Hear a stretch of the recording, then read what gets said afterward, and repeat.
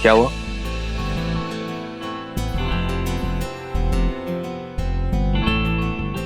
अच्छा सुरेश, तुम्हें याद है जब हम पहली बार मिले थे और हमारी दोस्ती हुई थी तो हमने लेमन सोडा पिया था? मुझे अच्छे से याद है।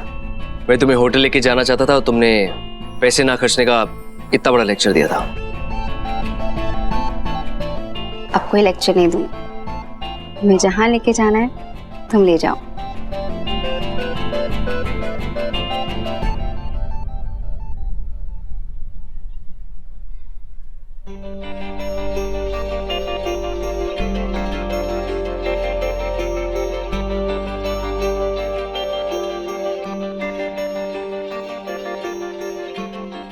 क्या हुआ, हाथ पकड़ने वाले थे? नहीं, वो ऐसे। कोई बात नहीं, तुम हाथ पकड़ सकते हो, मुझे बुरा नहीं लगेगा। नहीं, यहाँ पे बहुत सारे लोग हैं इसलिए। अच्छा, वहां पर तो बड़े मजनू बन रहे थे और यहाँ तुम्हें हाथ पकड़ने की शर्म आ रही है? अगर ऐसे तो फिर हाथ क्यों पकड़ूं? एक स्टेप आगे बढ़ते हैं। सुरेश ड्राइवर, तुम कुछ ज्यादा ही तेज गाड़ी नहीं चला रहे? कल हम मिल रहे हैं ना, तो थोड़ा प्यार कल के लिए भी तो होना चाहिए। सुनो, मैं कल का इंतजार करूंगा।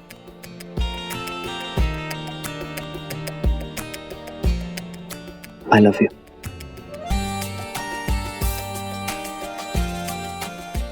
I love you too.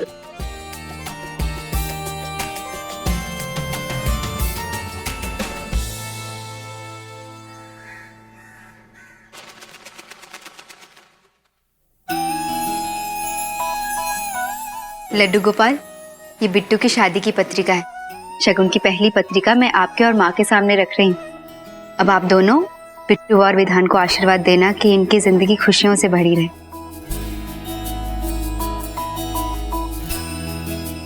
तू पीछे क्यों खड़ी है? इधर आके लड्डू गोपाल और माँ का आशीर्वाद ले।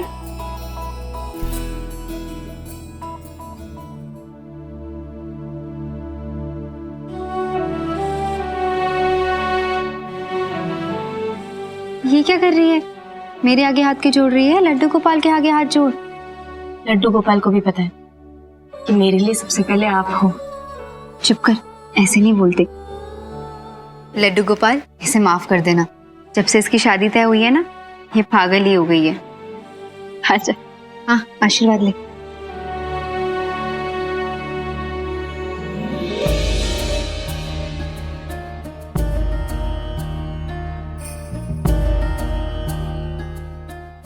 माँ, आज मैं बिट्टू के ससुराल जा रही हूँ।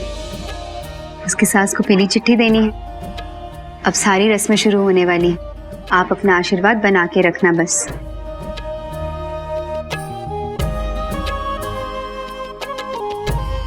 अब तो यहाँ खड़ी खड़ी हंसती रहेगी या शगुन की थाली भी लेके आएगी? जल्दी जा, बाद में तेरे ससुराल भी जाना है। पोल में आके सबको शादी के कार्ड भी बांटने हैं। इतना सारा काम बाकी है। ये भगवान, ये लड़की भी ना। अब शादी की बात हो रही है तो मन में ज्यादा ही लड्डू फूट रहे हैं तेरे, है ना? छेड़ लो जीजी माँ, जब आपकी शादी की बात होगी ना तब देखूंगी मैं कि आपकी गालों का रंग कितना लाल होता है।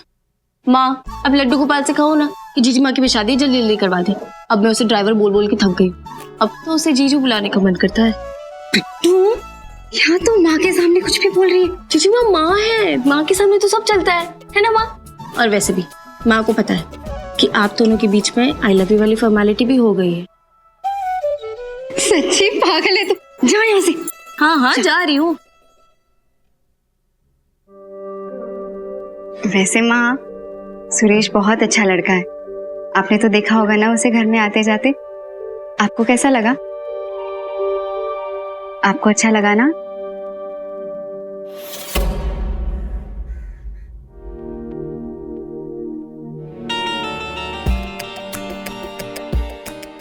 मुझे पूरा यकीन है कि मुझे तुमसे प्यार हो गया है। I love you. I love you Falguni.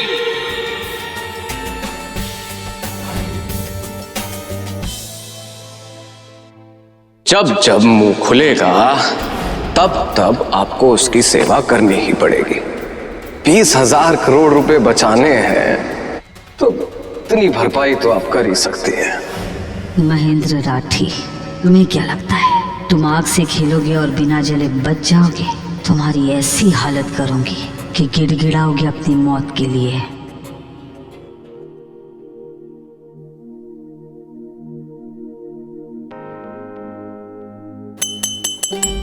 क्या हो गया भैया? माँ बेटे को क्या हो गया? दोनों इतने खोए खोए कहाँ हो? कौन से ख्यालों में खोए हो भाई? कुछ नहीं, मैं विधान के शादी के बारे में सोच रही थी। अरे इसकी शादी के बारे में क्या सोचना? इसकी शादी तो समझो हो ही गई है। अगर शादी के बारे में ही सोचना है तो इसकी शादी के बारे में सोचो, अपने बड़े बेटे की।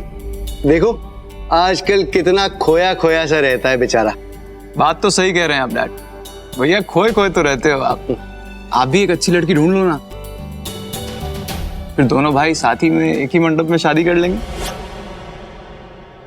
ओहो, बड़ा उतावला हो रहा है तू। हाँ, मैं तो उनकी शादी की बात कर रहा हूँ। अच्छा आइडिया है। क्या कहते हो सुयश? मॉम, क्या मॉम?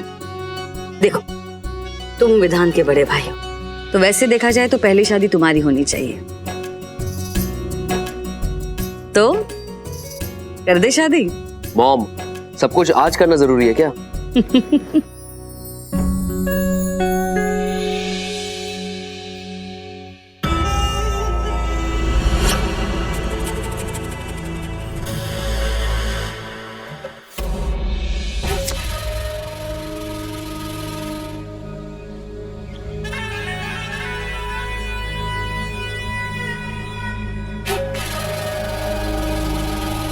मैडम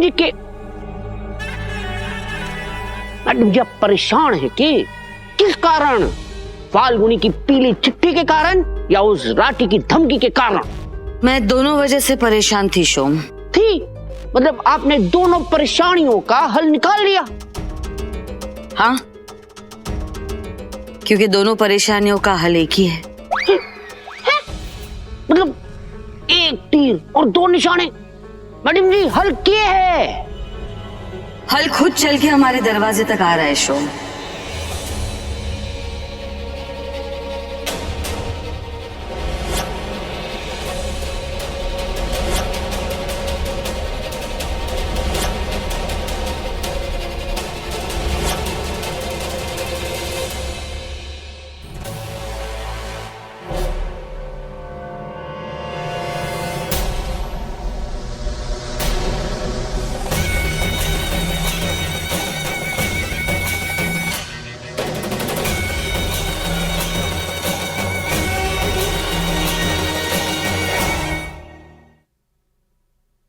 नमस्ते उत्तरा जी।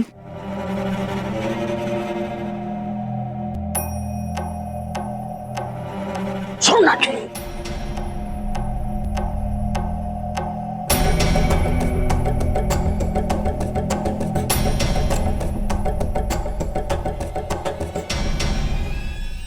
उत्तरा देवी जी, आपने तो हमें पीली चिट्ठी दे दी थी, अब हमारी बारी।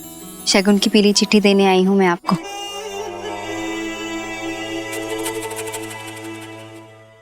ये हम नहीं ले सकते फाल्गुनी।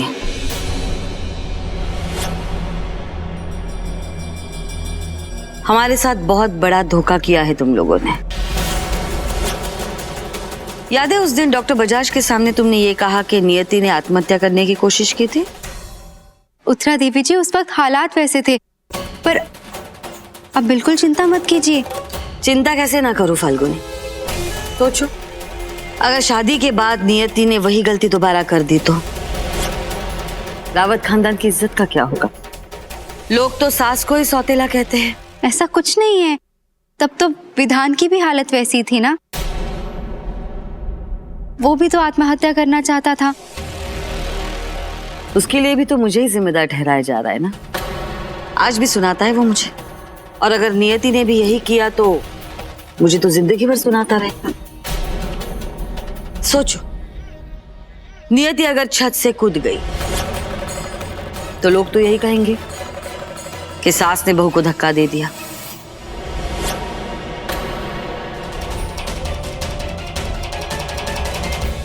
उत्तरा देवी, ये आप कैसी बातें कर रही हैं?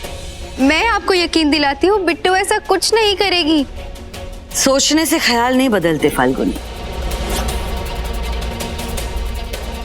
किसी इंसान को अगर आत्महत्या करने की आदत पड़ जाए ना तो वो दोबारा भी आत्महत्या कर सकता है। क्या है ना, आत्महत्या करने वाले को बहाना चाहिए आत्महत्या करने का। पर आप ऐसा क्यों सोच रही हैं उत्तरा देवी जी? कि हम रावत हैं और ये रावत खानदान की इज्जत का सवाल है। अगर नियति ने ऐसा कुछ किया तो लोग हमारे बारे में क्या कहेंगे? हमारी तो बदनामी हो जाएगी। तुम्हारी बहन की एक गलती की वजह से मेरे बच्चों पे क्या असर होगा? तो अब आप क्या चाहती हैं?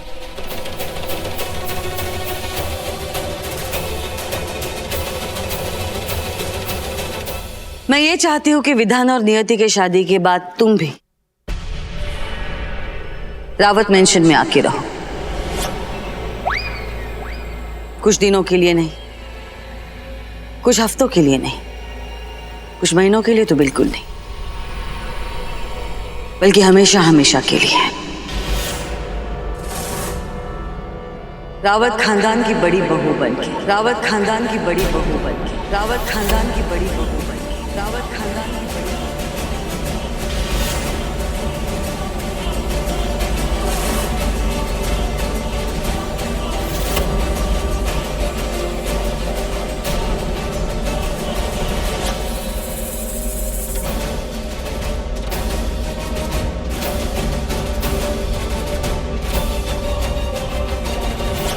वो मैं तुमसे पहले से प्यार करता था।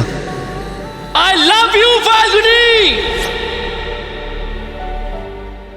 ये आप क्या कह रही हैं उत्तरा देवी? मैं इस घर की बहू? क्या बोल रही हैं आप? और कोई चारा ही नहीं है फाल्गुनी। मुझे एक बात बताओ, नियति इस घर में बहू बन के आ गई और यहाँ आने के बाद उसने आत्महत्या करने की कोशिश की तो उसे संभालेगा कौन? मैं तो हमेशा बिजनेस के काम में बिजी रहती हूँ, उसका ख्याल कौन रखेगा? तुम तो उसकी जीजी माँ हो ना। अगर तुम यहाँ रहोगी तो वो कोई गलती नहीं कर पाएगी, है ना? आपका बेटा मुझसे शादी क्यों करेगा? वो तो मुझे जानता भी नहीं है। तुम ये भूल रही हो फाल्गुनी कि मैं उत्तरा देवी रावत हूं। मेरा बेटा वही करेगा जो मैं उसे कहूंगी। तुम अपना बोलो। पर मैं ऐसे कैसे उत्तरा देवी जी? अब सब कुछ तुम्हारे हाथ में है। अगर तुम चाहती हो कि नियति इस घर की बहू बने तो तुम्हें इस घर की बड़ी बहू बनना पड़ेगा।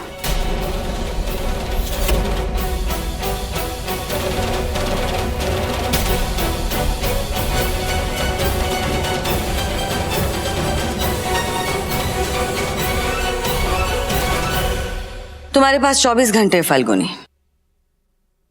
अब सब कुछ तुम्हारे हाथ में है। सोच के बताओ।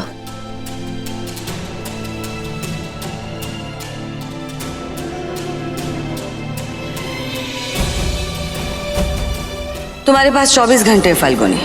अब सब कुछ तुम्हारे हाथ में है।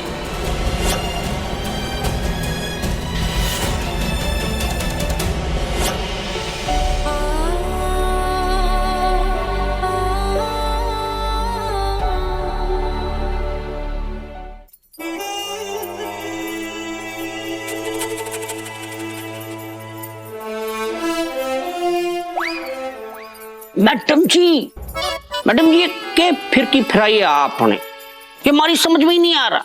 वो छोरी फाल्गुनी आपको एक आंख न बाती, उसी छोरी को आप अपने घर में ला रहे हो, साथ में उसकी बैंड भी आ रही है। ये बड़ा सा सवाल हमारे छोटे से भेजे में गुलाटी खाए, प्लीज बताइए। शोम, हम रावत हैं। हारने से पहले वार जरूर करते हैं। वो महेंद्र राठी वसीयत को हथियार बना के हमें बदनाम करना चाहता है, हमसे लड़ना चाहता है। बेवकूफ इंसान। पर मैडम जी, ये बात अब तक हमारे भेजे में ना घुसी कि उस वसीयत में क्या लिखा है। उस वसीयत में ये लिखा है शोम कि आगे चल के रावत खानदान का पूरा कारोबार और जायदाद सुयश के बच्चों को मिलेगी। और तुम तो जानते हो,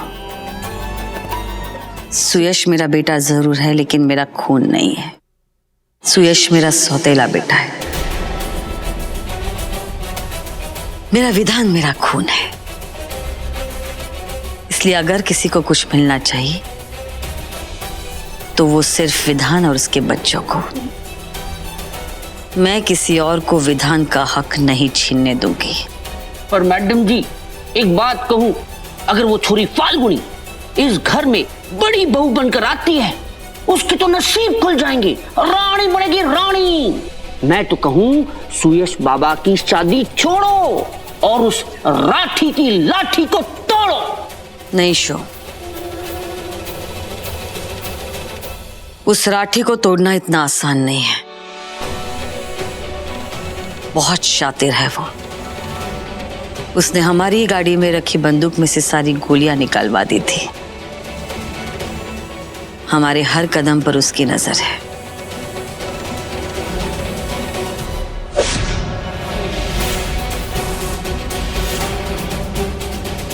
सिर्फ हम पर ही नहीं, पूरे रावत खानदान पर उसकी नजर है। बिल्कुल अपने बाप पे गया है। उसका बाप भी हमसे नहीं डरता था। मैडम जी, जिंदा रहेगा तो ही सिर मोर बनेगा ना। शोम, सुयश और फाल्गुनी की शादी के बाद ही उसे हराया जा सकता है।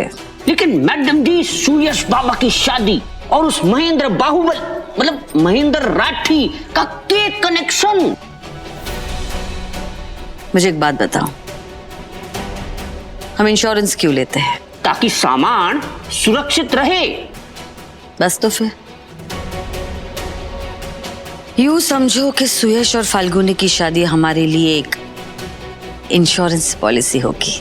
पर मैडम जी, वसीयत में तो ये लिखा है कि सारी जायदाद और कारोबार सुयश बाबा के बच्चों को मिलने वाली है। तो सुयश बाबा की शादी क्यों? शोम, मैडम जी माफ कीजिए, वरना ना आपकी प्लानिंग समझ में ना आई। तुम्हारे पास दिमाग है ना? जी मैडम। लेकिन छोटा है। जी मैडम जी। ज्यादा इस्तेमाल मत करो, एक दिन फट जाएगा। बस मैं तो उस दिन की राह देख रही हूँ जिस दिन फाल्गुनी इस शादी के लिए हाँ कह देगी। और उसके बाद मैं फाल्गुनी के सामने अपनी शर्तें रखूंगी।